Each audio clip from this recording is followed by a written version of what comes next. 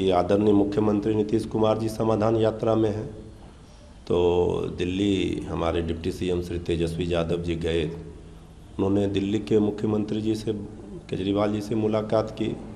झारखंड गए तो हेमंत सोरेन जी से मुलाकात की। तो विपक्षी एकजुटता महागठबंधन के तो सबसे बड़े आर्किटेक्ट आदरणीय लालू प्रसाद जी रहे हैं।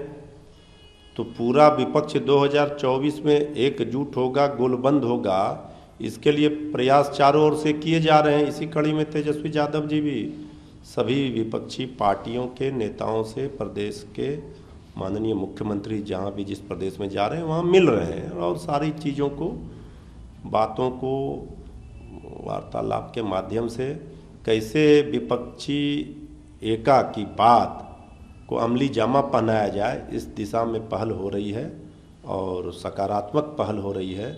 2024 के पहले सभी भाजपा विरोधी पार्टियां एकजुट होंगी। बीजेपी हमेशा हमारे सशस्त्र बलों का इस्तेमाल अपने अपराधों को कवर करने के लिए करती है।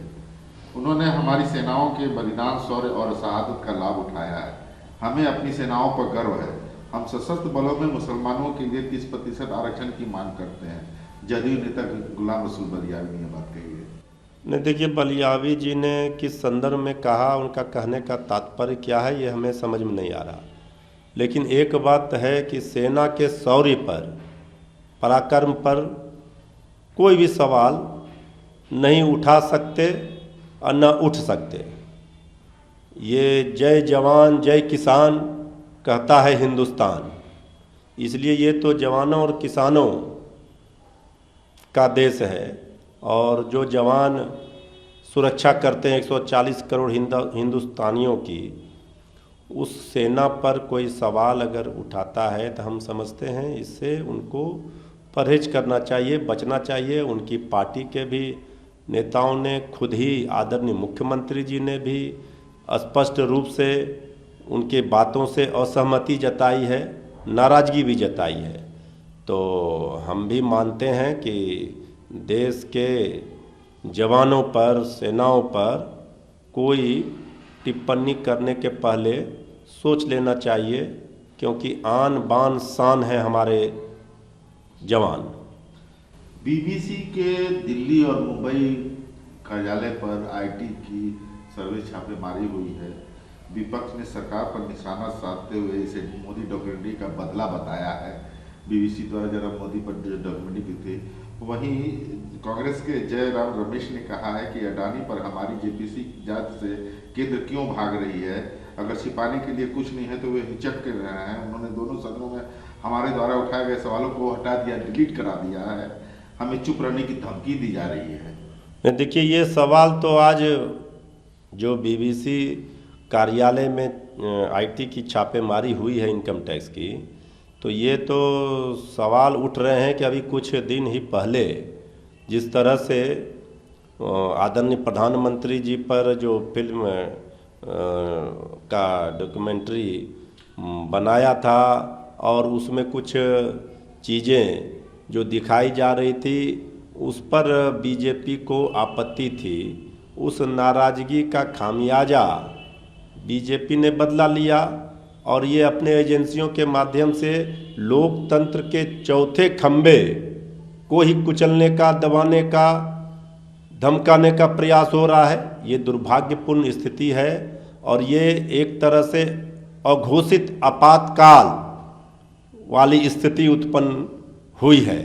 जिस तरह से मीडिया की आवाज़ को दबाया जाना, ये दिल्ली की हुकूमत को ये समझ लेना चाहिए कि जब जब आप मीडिया की आवाज़ को, विपक्ष की आवाज़ को दबाएंगे, आप लोकतंत्र का गला घोटने का काम करेंगे। लोकतंत्र को कुचला जा रहा है और संविधान के साथ खिलवाड़ हो रहा है। जांच एजेंसियों का दुरुपयोग अब सच को रोकने के लिए किया जा रहा है।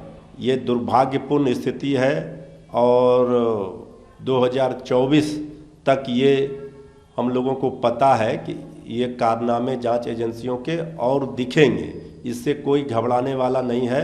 अब सरकार चाहे जितना भी अपने जांच एजेंसियों का दुरुपयोग करे, सरकार का खुल गया है पोल, चाहे ये पीटे जितना ढोल।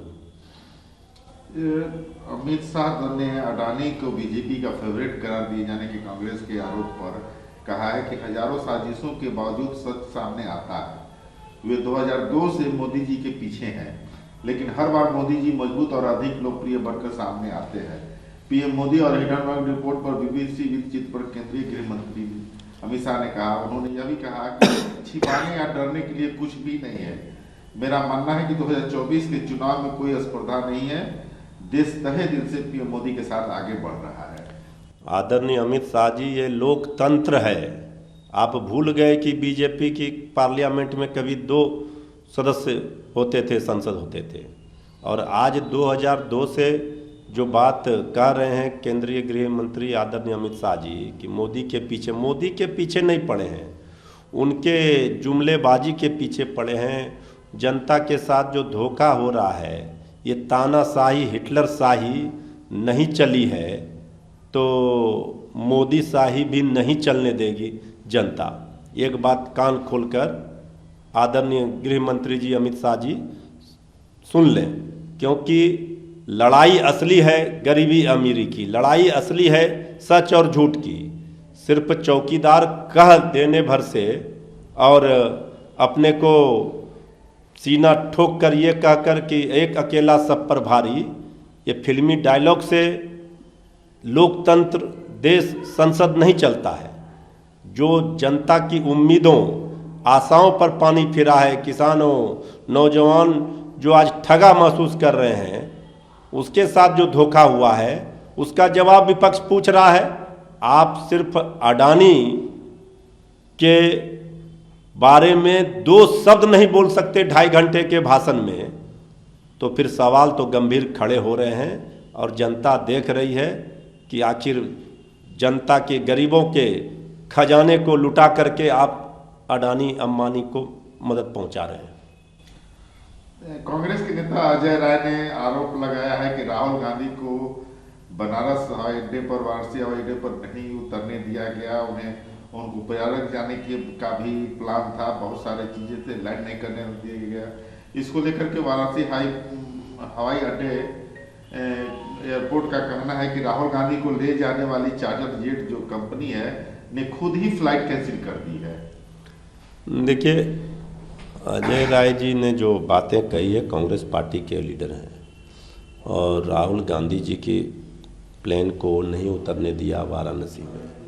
अब इसकी तो जांच होनी ही चाहिए। कांग्रेस पार्टी बताएगी कि क्या कारण है, लेकिन हम लोगों को जो जानकारी मिली है, जिस तरह अजय राय जी कह रहे हैं कांग्रेस पार्टी के नेता, तो ये तो गलत है।